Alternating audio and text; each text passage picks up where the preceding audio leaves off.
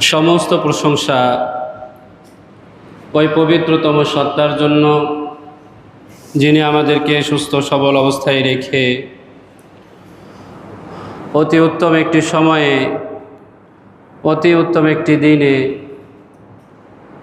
অতি উত্তম একটি ইবাদত আদায় করার জন্য আল্লাহর ঘর মসজিদে আসার মতো, বসার মতো তৌফিক দান করেছেন। সেই সাথে জুমার মতো একটি সালাত আদায়ের পূর্বে কিছু দিনই কথাবার্তা শোনার মতো তৌফিক দান করতেছেন। সকলেই দিল থেকে শুকরিয়া জ্ঞাপন করে আলহামদুলিল্লাহ।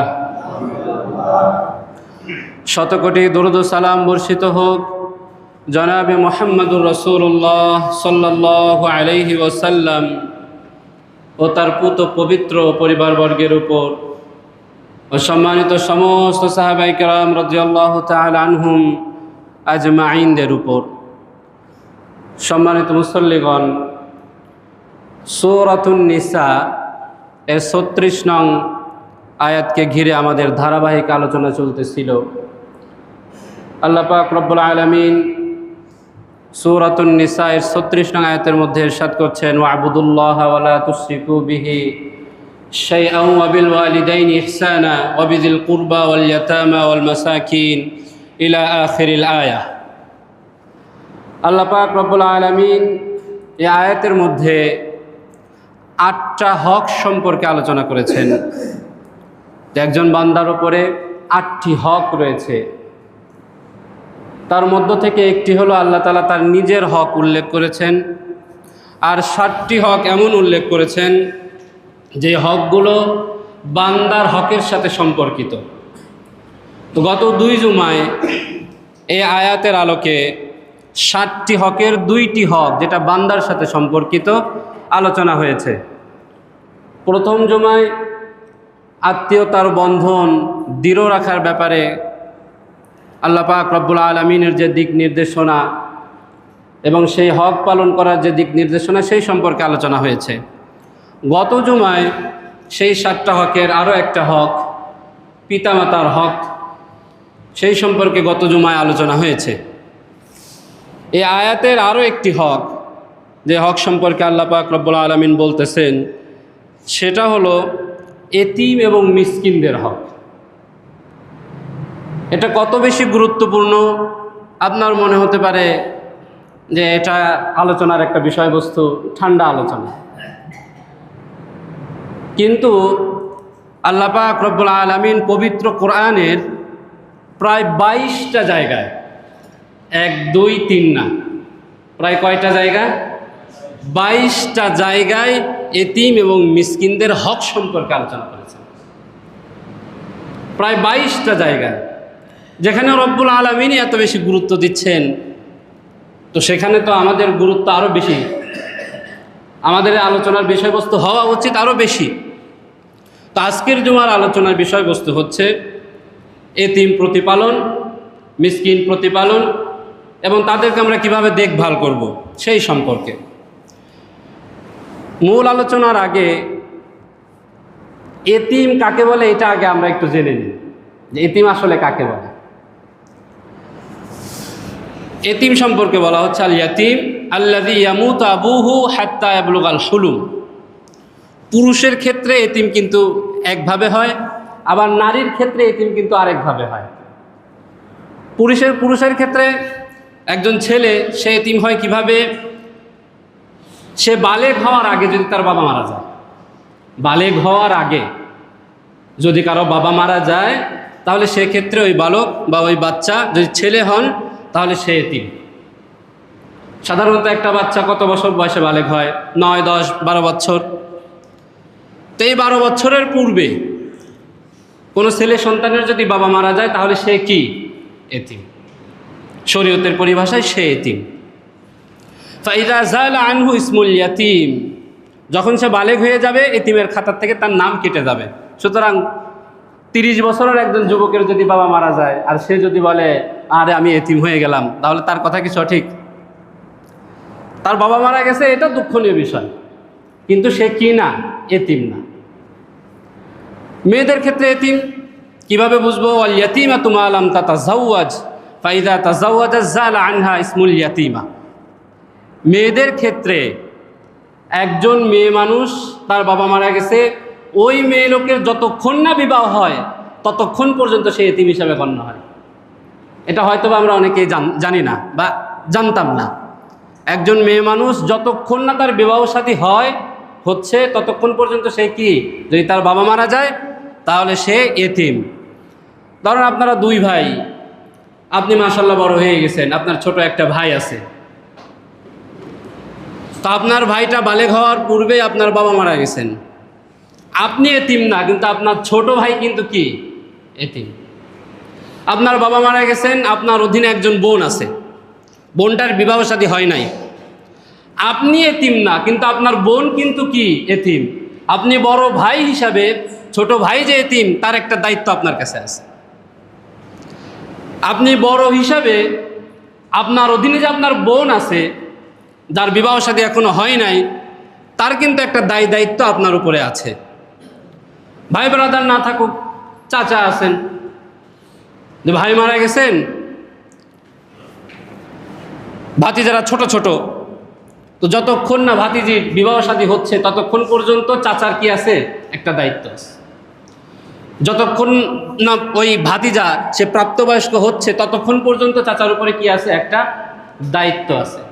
এই দায়িত্বটা ঠিক কিভাবে পালন করব, আল্লাহ পাক রব্বুল আলামিন সূরাতুন নিসার মধ্যে উল্লেখ করছেন, ওয়াবতালুল ইয়াতামা হাত্তা ইযা বালাগুন নিকাহ।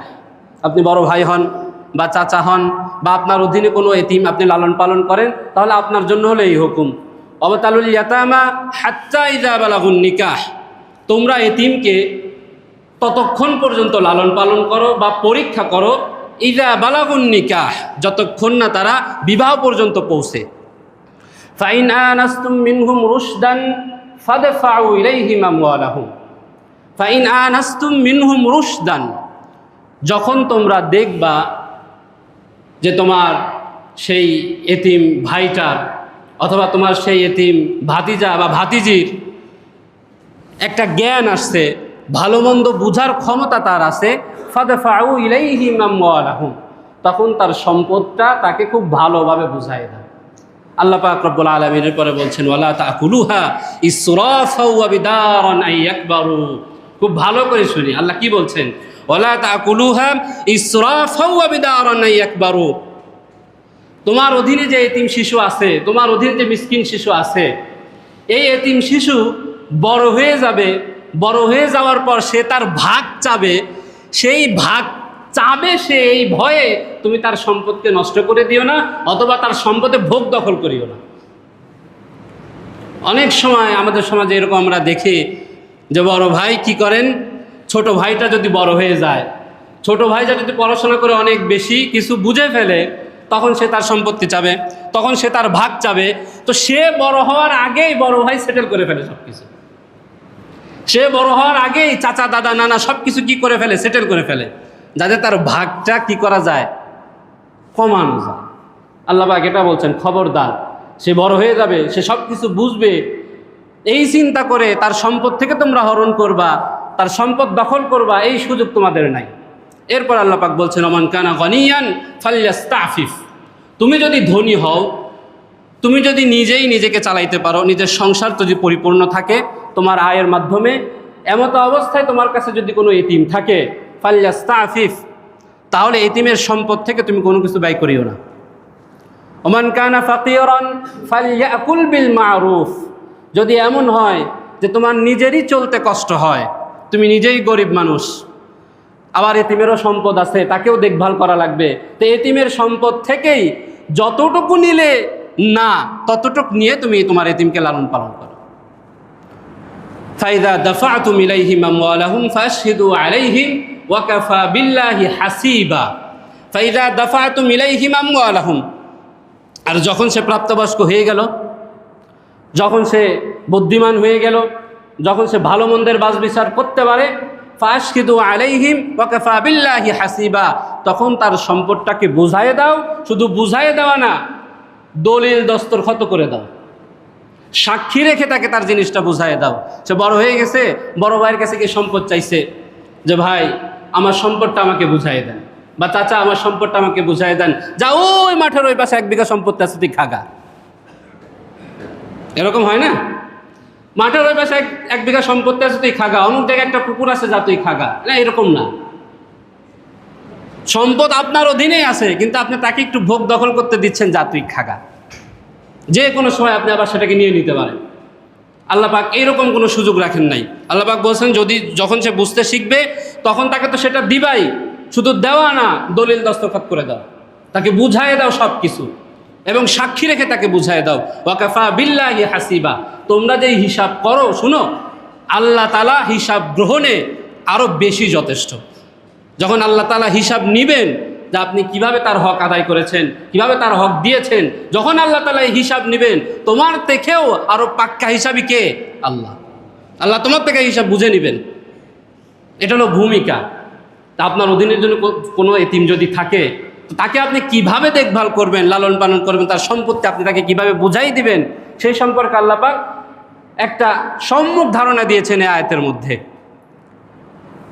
এতিম লালন পালন করা, আপনার পরিবারে যদি কোনো একজন এতিম থাকেন, এটা যে ভাই কত বড় একটা বরকতের জিনিস আর রহমতের জিনিস, আপনি কল্পনাও করতে পারবেন না।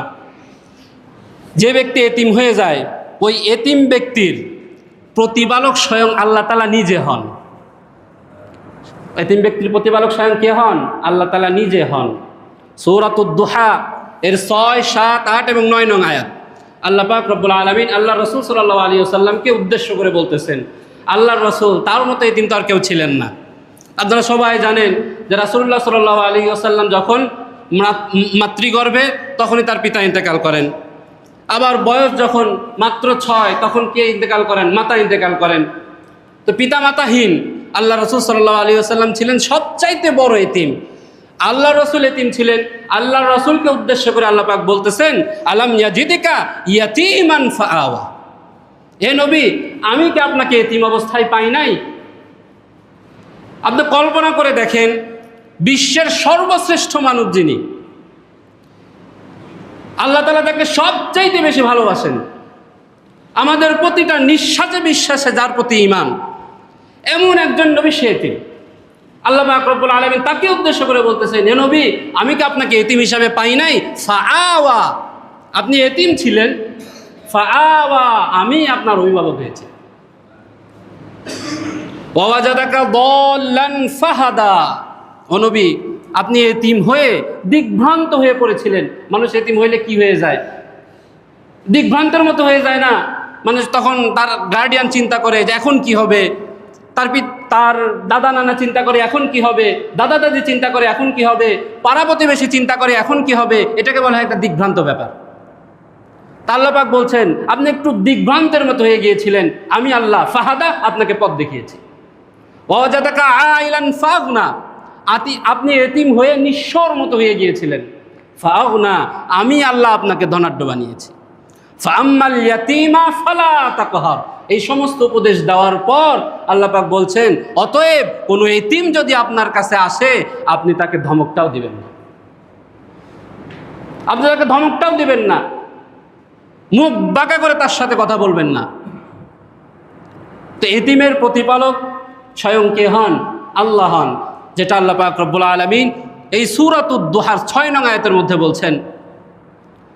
রাসূলুল্লাহ সাল্লাল্লাহু আলাইহি ওয়াসাল্লাম এতিম ছিলেন, তার অভিভাবক আল্লাহ হয়েছেন। এটা কি শুধুমাত্র আল্লাহ রাসূলের জন্য এই বাণী?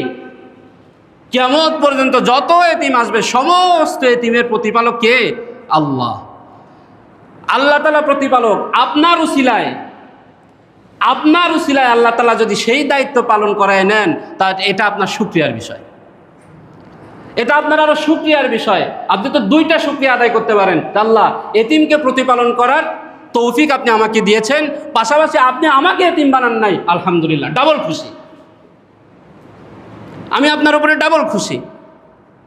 ভাই আমার, যে ব্যক্তি এতিমকে প্রতিপালন করবে, আল্লাহ পাক রব্বুল আলামিন কিয়ামতের দিন এই ব্যক্তিকে সবচাইতে উঁচু জান্নাত দান করবেন, সবচাইতে উঁচু জান্নাত দান করবেন আল্লাহ পাক। সহিহ বুখারীর একটা হাদিসের মধ্যে আসছে, হযরত সাহাল ইবনে সাদ রাদিয়াল্লাহু তাআলা আনহু থেকে বর্ণিত, তিনি বলেন, ক্বালা রাসূলুল্লাহ সাল্লাল্লাহু আলাইহি ওয়াসাল্লাম, আনা ওয়া কাফিলুল ইয়াতীম ফিল জান্নাতি হাকাযা।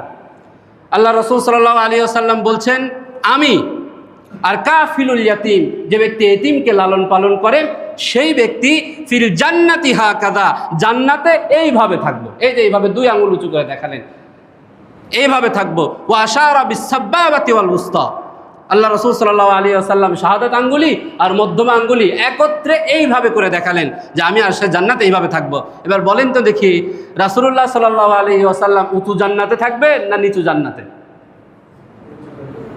আপনাদের কি মনে হয়, রাসূলুল্লাহ সাল্লাল্লাহু আলাইহি ওয়াসাল্লাম উঁচু জান্নাতে থাকবেন না নিচু জান্নাতে? উঁচু জান্নাতে। কত উঁচু? সবচাইতে উঁচু। আল্লাহ তাআলাই ভালো জানেন কত উঁচু জান্নাতে আল্লাহ পাক আল্লাহর রাসূলকে রাখবেন। রাসূলুল্লাহ সাল্লাল্লাহু আলাইহি ওয়াসাল্লামের সাথে যে থাকবে, সে নিচে থাকবে না উপরে থাকবে? উপরেই থাকবে। তা আল্লাহ পাক যে ব্যক্তি এতিমকে প্রতিপালন করে তাকে সর্বোচ্চ জান্নাত আল্লাহ পাক রব্বুল আলামিন দান করবেন। ভাই আমার, আপনি যদি কোনো এতিমকে লালন পালন করেন, তা আল্লাহ পাক আপনার রিজিকের মধ্যে বরকত দান করবেন, আপনার রিজিকের মধ্যে প্রশস্ততা দান করবেন। আপনি যদি কোনো এতিমকে লালন পালন করেন, আল্লাহ পাক আপনার অন্তরের মধ্যে রহমতের সাকিনা নাজিল করবেন, অন্তরের মধ্যে একটা শান্তি খেলে যাবে আপনার।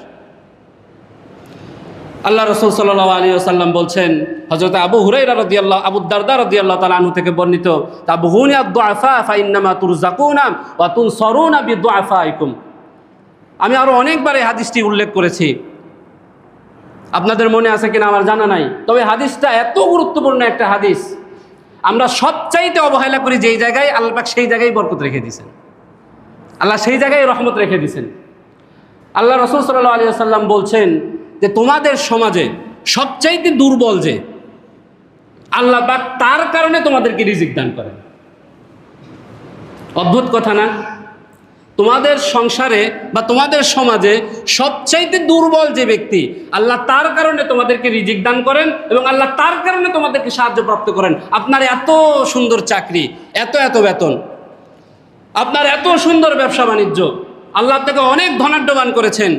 খোঁজ নিয়ে দেখেন, আল্লাহ তাআলা হয়তো বা কিয়ামতের দিন প্রকাশ করবেন যে আপনার সংসারের অমুক দুর্বল ব্যক্তির কারণে আপনার ভালো একটা চাকরি ছিল, আপনার ভালো একটা ব্যবসা ছিল।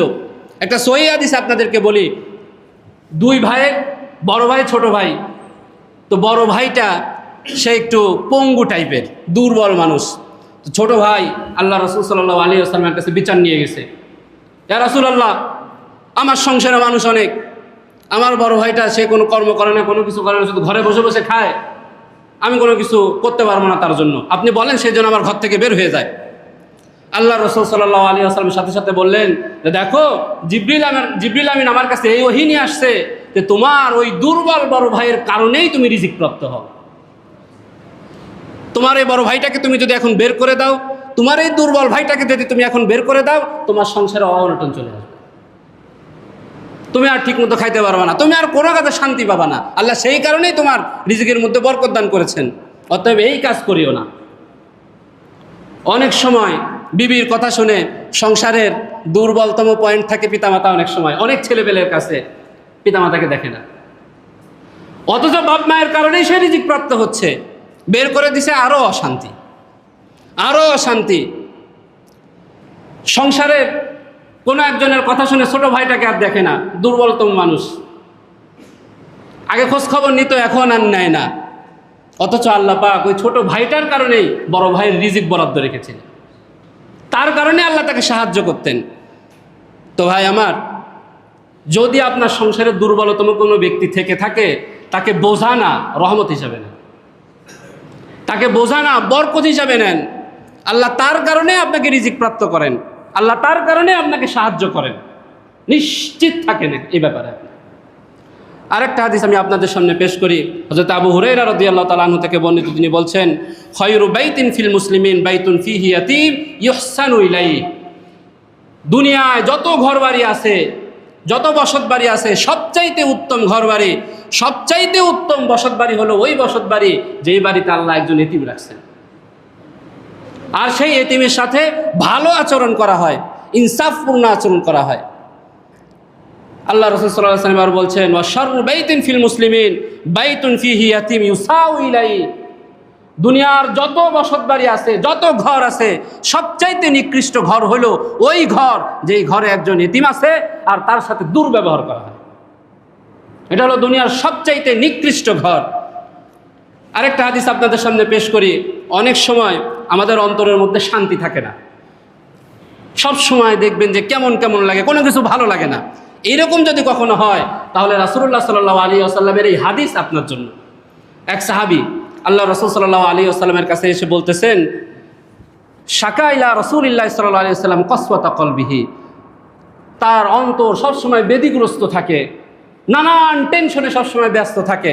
সেই কথাই সে আল্লাহ রসুলের কাছে এসে বলতেছেন, ইয়া রাসূলুল্লাহ, আমার অন্তরটা এরকম সবসময় বেদিগ্রস্ত অবস্থায় থাকে, আমাকে একটা উপদেশ দেন, যে উপদেশ মানলে পরে আমার অন্তরটা শান্তি পাবো, আমি শান্ত হবে আমার অন্তরটা।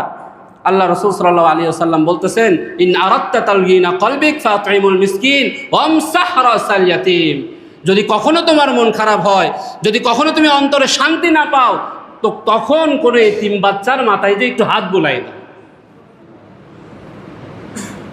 এই সাজেশন কে দিচ্ছেন? আল্লাহ রসুল দিচ্ছেন। আল্লাহ রসুল বলতেছেন যে এতিম বাচ্চার মাথায় যে তখন কি বুলাই দাও, একটু হাত বুলাই দাও, অটোমেটিক আল্লাহ তাআলা আপনার অন্তরের মধ্যে শান্তি এনে দিবেন। আল্লাহ রসুল সাল্লাল্লাহু আলাইহি ওয়াসাল্লাম বলছেন, কেউ যদি কোনো এতিম বাচ্চার মাথায় একটু হাত বুলাই দেয়, কেউ যদি কোনো এতিম বাচ্চার মাথায় একটু হাত বুলাই দেয়, এতিম বাচ্চার মাথায় যত চুল আছে ওই চুল পরিমাণ সওয়াব আল্লাহ পাক তাকে দান করবেন। যতবার হাত বুলাবে ততবার আল্লাহ পাক সেই সওয়াব তাকে দান করবেন। হযরত আয়েশা রাদিয়াল্লাহু তাআলা আনহা থেকে বর্ণিত, তিনি বলেন, আল্লাহ রাসূল সাল্লাল্লাহু আলাইহি সাল্লাম বলেছেন, যে ব্যক্তি এতিমকে লালন পালন করে, এই ব্যক্তি যদি ওই অবস্থাতেই মারা যায় তাহলে তার জান্নাত নিশ্চিত।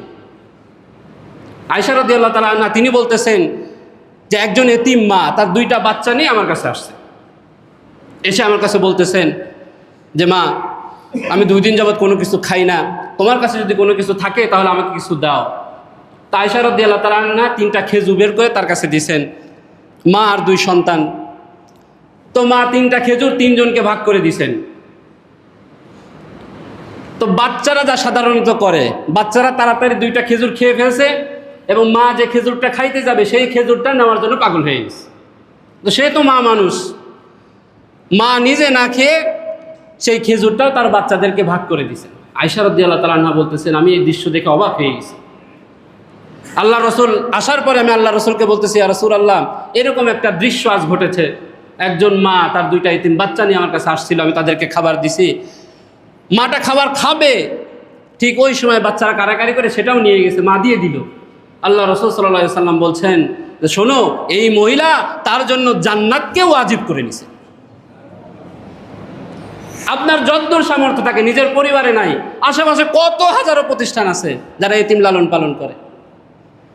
আপনাকে তো কেউ বলে নাই লাখ লাখ টাকা দিয়ে তাদেরকে সাহায্য করেন, মুখের কথাটাও তো বলা যায়, মাথায় একটু হাত বুলাই দিতে কি অনেক টাকা পয়সা লাগে নাকি? যখন মনটা খারাপ হয়, যখন সংসারে বরকত পান না, যখন ব্যবসায় বরকত পান না, এতিমের পিছনে লেগে যান, এতিমকে লালন পালন করা শুরু করে দেন। আল্লাহ পাক আপনার অসুস্থতা ভালো করে দিবেন, আল্লাহ পাক আপনাকে নেক হায়াত দারাজ করবেন, প্রত্যেকটা কাজে আপনি বরকত পাবেন। ভাই আমার, কেউ যদি এতিমকে দেখভাল না করে, কেউ যদি এতিমকে অবজ্ঞা করে, আল্লাহ পাক রব্বুল আলামিন তার ব্যাপারে বলছেন, ইন্নাল্লাযীনা ইয়াকুলুনা আমওয়ালাল ইয়াতামা যুলমান ইন্নামা ইয়াকুলুনা ফি বুতুনিহিম নারা, যে ব্যক্তি এতিমের সম্পদ খেলো, সে এতিমের সম্পদ খেলো না, সে জাহান্নামের জ্বলন্ত পাথর খেলো। আরেকটা হাদিসের মধ্যে আসছে, আল্লাহ রাসূল সাল্লাল্লাহু আলাইহি ওয়াসাল্লাম বলছেন যে মেরাজের রজনীতে আমি যখন মেরাজে যাই তখন কিছু ব্যক্তিকে শাস্তি দেওয়া হচ্ছিল। এই ব্যক্তিদের শরীরকে অনেক বেশি লম্বা করে দেওয়া হয়েছে এবং তাদের ঠোঁটগুলো উটের ঠোঁটের মতো করে দেওয়া হয়েছে। 2 জন ফেরেশতা, একজন সেই উটের ঠোঁটগুলো লম্বা লম্বা না, সেগুলোকে ধরে এভাবে হা করে ধরতেছে, আর একজন ফেরেশতা জাহান্নামের সেই বড় বড় পাথরগুলো নিয়ে তার মুখের মধ্যে ঢুকাই দিচ্ছে। ওই পাথর শরীরের যা কিছু আছে সব কিছু গলায় নিয়ে পিছনের রাস্তা দিয়ে বের করে দিচ্ছে। অনবরত এই শাস্তি চলতেছে চলতেছে চলতেছে। আল্লাহ রাসূল জিজ্ঞাসা করলেন, এইরকম ভয়ানক শাস্তি কাদেরকে দেওয়া হচ্ছে? তখন জিবরিল আমিন বলতেছে, ইয়া রাসূলুল্লাহ, যারা এতিমের সম্পদকে ভক্ষণ করে, যারা এতিমকে অবজ্ঞা করে, তাদেরকে এই পরিমাণ শাস্তি দেওয়া হচ্ছে। এই শাস্তি যদি সহ্য করতে পারি আমি আপনি, তাহলে এতিমকে অবজ্ঞা করি নাকি? তাহলে এতিমকে ঠকাই। সুতরাং ভাই, আল্লাহ পাক রব্বুল আলামিন পবিত্র কোরআনের যে প্রায় 22টা জায়গায় এতিমের হক সম্পর্কে বলেছেন, এমনিতে বলেন নাই। এমনিতে বলেন নাই। তো আজকের জুমার মূল আলোচনা কি হলো? সূরাতুন নিসার 36 নং আয়াতের মধ্যে আল্লাহ পাক 8টা হক সম্পর্কে বলেছেন। গত 2 জুমায় 2টা হক সম্পর্কে আলোচনা হয়েছে, এই জুমায় এতিম মিসকিনের হক সম্পর্কে আলোচনা হইল। আল্লাহ পাক রব্বুল আলামিন এতিম মিসকিনদের যে হক, সেই হকগুলো আদায় করার তৌফিক আমাদেরকে দান করেন। একটু আগে শেষ করে দিলাম, একটা গুরুত্বপূর্ণ মাসলা আলোচনা করব বলে 5টা মিনিট সময় নিচ্ছি। এই মাসলাটা বলার পূর্বে একটা ঘটনা আপনাদের সাথে শেয়ার করি, অত্যন্ত গুরুত্বপূর্ণ মাসলা। কিন্তু গত 2 দিন আগে আমাদের মসজিদে এশারের নামাজের সময় একটা অনাকাঙ্ক্ষিত ঘটনা ঘটে। অনাকাঙ্ক্ষিত ঘটনাটা কি? আমরা জামাতে দাঁড়াইছি, আমি যখন সূরা ফাতিহা পাঠ করা শুরু করছি, ঠিক তখন থেকেই হয়তোবা আমাদের কোনো একজন ভাই অসতর্ক ছিলেন, তার মোবাইল ফোনে রিং আসছে, রিংটন বেজে উঠছে। প্রথম রাকাত ছিল কিন্তু সেটা, রিং বাজতেছে। মুসল্লিরা এখানেও অনেকে আছেন, তারাও ছিলেন। রিং বাজতেছে, 1 রাকাত গেল, 2 রাকাত গেল, 3 রাকাত গেল, 4 রাকাত গেল। যখন আমি সালাম ফিরাবো তখন পর্যন্ত বেচারা রিং ধাপে ধাপে বেজে যাচ্ছে।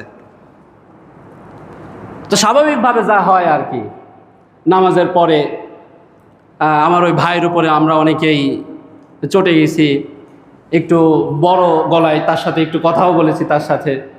তো মসজিদের মধ্যে একটা বিশৃঙ্খল পরিবেশের সৃষ্টি হয়েছিল।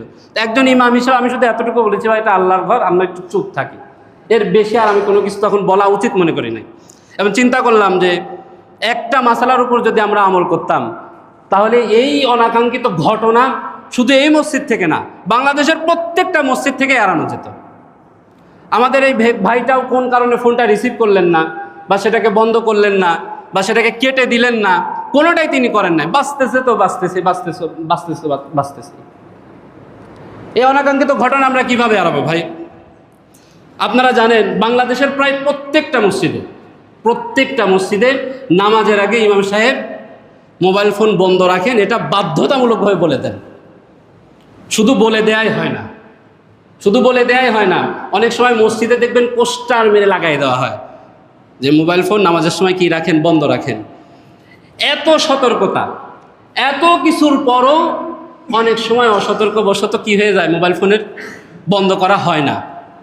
ভাই আমার, এটা যদি অভ্যাস হয়ে যায় যে আমার ফোন সাধারণভাবে এরকমভাবে খোলা থাকে, আমার এরকম ভুল নিয়মিতই হয়, তাহলে আপনি জেনে রাখেন আপনার এই নিয়মিত ভুলের কারণে, আপনার এই বদ অভ্যাসের কারণে যতজন মুসল্লির নামাজের মধ্যে এরকম বিঘ্ন ঘটবে, এই সমস্ত পাপের ভাগীদার কিন্তু আপনি হবেন। কিন্তু এর বিপরীত তো হয়, না? অনেক সময় অনেক ভাই এমন আছেন, অসতর্কতাবশত হঠাৎ করে মোবাইল ফোন কি তিনি বন্ধ করেন নাই। এরকম হয় কি না? একবার তো আমারই এরকম ঘটনা ঘটছে। আমি নামাজে দাঁড়াইছি, দাঁড়ানোর পরে হঠাৎ করে দেখি, আমি নিজেই কিন্তু ঘোষণা দিছি, ভাই মোবাইল ফোন কি রাখি, বন্ধ রাখি। তো নামাজের মধ্যে আমার হঠাৎ করে একটা মেসেজ আসছে, মেসেজের একটা শব্দ হয় না, শব্দ হয়েছে। তো সাথে আমি আল্লাহ, আমি নিজেই ঘোষণা দিলাম। এখন আমারই যদি ফোন আসে, কি একটা বিব্রতকর পরিস্থিতির সৃষ্টি হবে। মানুষ বলবে যে সরষে ক্ষেতের মধ্যেই ভূত, ইমাম সাহেবেরই ফোন খোলা, ইমাম সাহেবেরই রিং বাজে, এই কথা নিঃসন্দেহে বলবে। ভাই, যার হঠাৎ করে এরকম ভুল হয়, সে তো আর ইচ্ছা করে এই জিনিসটা করে না। সে কি করে না, ইচ্ছা করে এই জিনিসটা করে না। বিশ্বাস করেন, নামাজের মধ্যে যার ফোন আসে, সে এমনিতেই লজ্জিত থাকে, সে এমনিতেই নিজেকে অপ্রস্তুত করে ফেলে। তার আর নামাজের মধ্যে কোনো টেনশন থাকে না, শুধু টেনশন থাকে মোবাইলটা কিভাবে বন্ধ হবে। অনেক সময় তো এরকম হয় যে মোবাইলটা আসার মেরে ভেঙে ফেলে, এরকমও মনে হয়। যে মানুষটার এরকম পরিবেশের সৃষ্টি হয়, এরকম তিনি লজ্জিত হন, নামাজ শেষ করার পরে ওই মানুষটাকে সবাই মিলে যদি আবারও লজ্জিত করি, তাহলে তার অবস্থাটা কেমন হয়? একটু বলেন তো দেখি। তাও যদি উচ্চবাচ্য করে তার সাথে কথা বলি, ওই মানুষটার মনটা কেমন থাকে তখন, মনের অবস্থাটা তখন কেমন থাকে? এই যে একটা অবস্থা, এই অবস্থা কিন্তু এড়ানো যায় যদি আমরা সহজ একটা মাসলা যদি জানি। নামাজের মধ্যে ফোন আসতেই পারে, যদি কখনো রিং বেজে যায়, তাহলে মাসলা কি? মাসালা হইল যে আপনি 3 তাসবিহ পরিমাণ সময় নিয়ে, কয় তাসবিহ? 3 তাসবিহ পরিমাণ সময় নিয়ে। 3 তাসবিহ মানে আপনি রুকুতে গিয়ে ধরেন সুবহান রাব্বিয়াল আযীম, সুবহান রাব্বিয়াল আযীম, সুবহান রাব্বিয়াল আযীম পড়তে কতক্ষণ লাগলো? 5 সেকেন্ড অথবা 10 সেকেন্ড। এই পরিমাণ সময় নিয়ে মোবাইলের দিকে না তাকায় যদি আপনি সেটাকে বন্ধ করতে পারেন, সুইচ অফ করে দিতে পারেন বা রিংটা কেটে দিতে পারেন, তাহলে সেক্ষেত্রে আপনার নামাজ হয়ে যাবে।